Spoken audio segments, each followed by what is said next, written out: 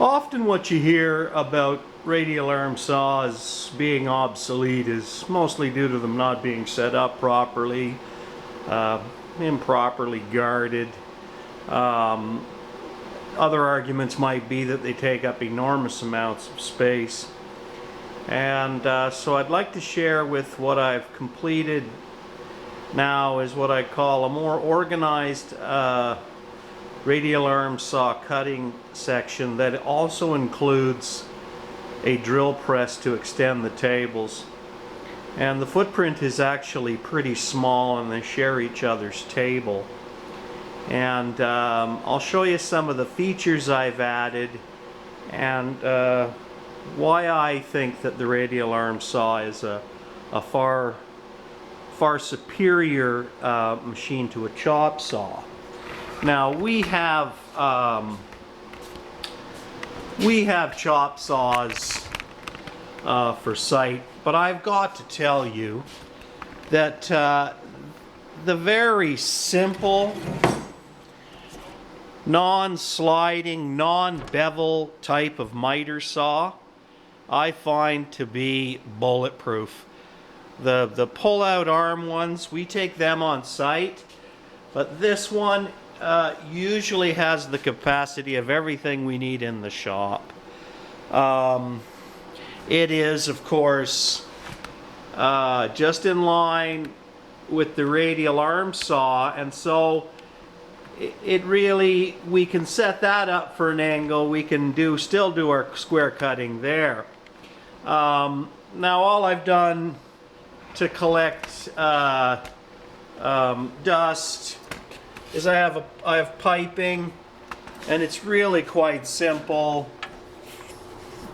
I have plugs, and if I'm using that station, I'll unplug it, and it just goes to a connection here to 6 inch. Okay. Now this works fairly good. It doesn't get all the dust, but if we really want to get some more dust, we can drop these aprons down here, and they actually get 90% of the dust. You know, so that's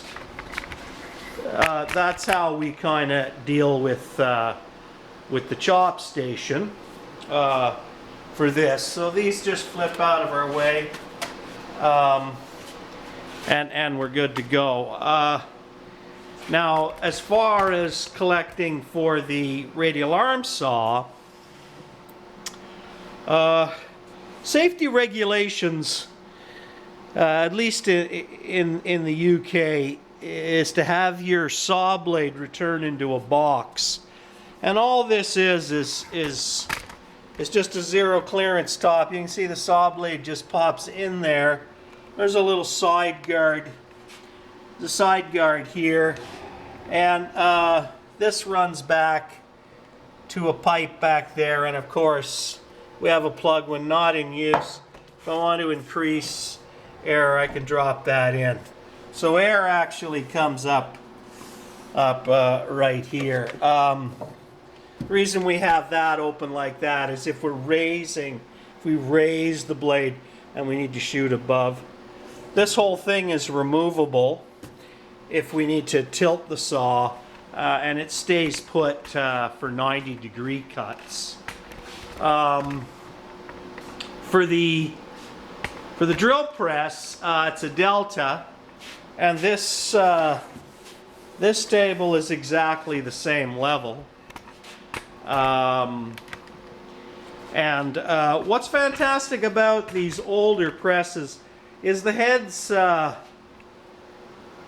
move up and down, and so what we've done is we've adjusted the head so that it typically runs at this location all the time. We don't generally have to adjust this table very often, and so it makes for a great long table for cutting parts. And of course, same sort of thing, just a a simple shut off when we need air. Okay. Here is my air control. It's on a cable here. We can hook that wherever we want. And that operates our dust. So let me show you how effective that is. And we'll cut something here. So let me take this. I've got that.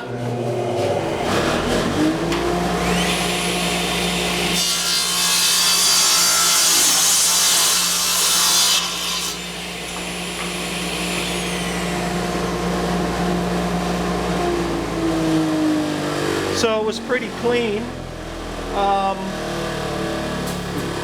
You know, there's a little bit of dust here. We've got a stop, a real simple stop for making repetitive cuts. This is really good because you can put stuff here and you know, it's not going to fit in. Also, you're not going to hit it. This picks up any little air, and it of course can extend the whole way. You know, this has got to flip down to increase. And these are the tops that can be replaced, the zero clearance tops. This one is, you know, set up for a dado blade.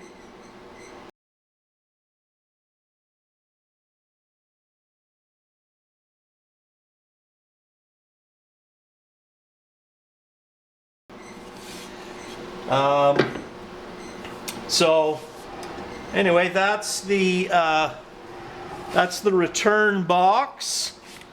It was pretty easy to make, very safe. Just thought I'd share that, and also that a radial arm saw is still a very useful piece of equipment, and I encourage anybody to buy one, fix it up a little bit, and get it in good operating condition. I just don't think you can buy a saw that will spin a 14-inch blade for any less than that and do it very, very accurately. Thank you. Hope you enjoyed.